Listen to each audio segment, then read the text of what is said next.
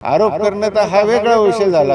हा तपासाचा भाग आहे। पोलीस हे निष्पन्न करतील। पोलिसांवर आमचा खूप दांडगा विश्वास आहे। 208 तर ह्या डिटेक्ट झालेल्या महिला आहेत आणि अशा महिलांचा वापर बोगस मतदानासाठी केला जातो। हे तपासामध्ये सुद्धा निष्पन्न होईल। सर 208 महिला बोगस मतदार सापडले आहेत, काय तुमची प्रतिक्रिया? 208 तर ह्या डिटेक्ट झालेल्या महिला आहेत, पण माझ्याकडे अशी माहिती सुमारे 2000 महिला अंबरनाथमध्ये बोगस वोटिंगसाठी आणलेल्या आहेत आणि मुंब्रा, भिवंडी, मालेगावपासून या महिला आणलेल्या आहेत आणि अशा महिलांचा वापर बोगस मतदानासाठी केला जातो। हे तपासामध्ये सुद्धा निष्पन्न होईल आणि ज्यांनी कोणी आणले त्याच्यावर कारवाई नाही केली तर आम्ही मोठं आंदोलन अंबरनाथमध्ये करू। कोण करतोय हा? कोणावर थेट आरोप आहे तुमच्या? हा तपासाचा भाग आहे। पोलीस हे निष्पन्न करतील। पोलिसांवर आमचा खूप दांडगा विश्वास आहे।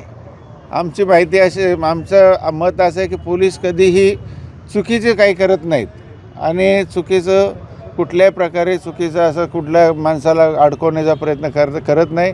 त्या तपासामध्ये जे निष्पन्न होईल ते आम्ही मान्य करू। कुठे होते हे लोक? हे कृष्णा मॅरेज हॉल पश्चिमेला चिंचपाडा आणि गोसगावच्या। सर पॅनल क्रमांक 28 मध्ये तुमच्या कार्यकर्त्यावर देखील पैसे वाटपचा आरोप राष्ट्रवादीच्या लोकांनी केला तुमच्या?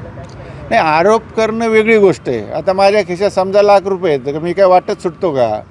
आरोप करणं तर हा वेगळा विषय झाला। आरोप कोणी कोणावर करतं, पण ते बिनबुडाचे आरोप करणं ह्यांची खानदानी सवय आहे।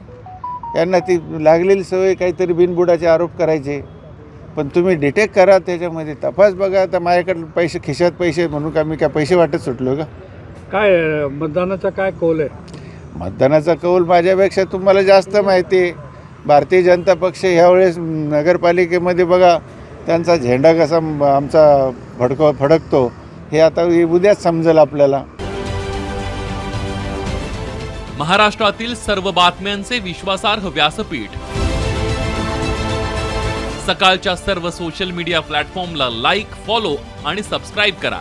तसंच सर्व नोटिफिकेशनसाठी बेल आयकॉन प्रेस करायला विसरू नका।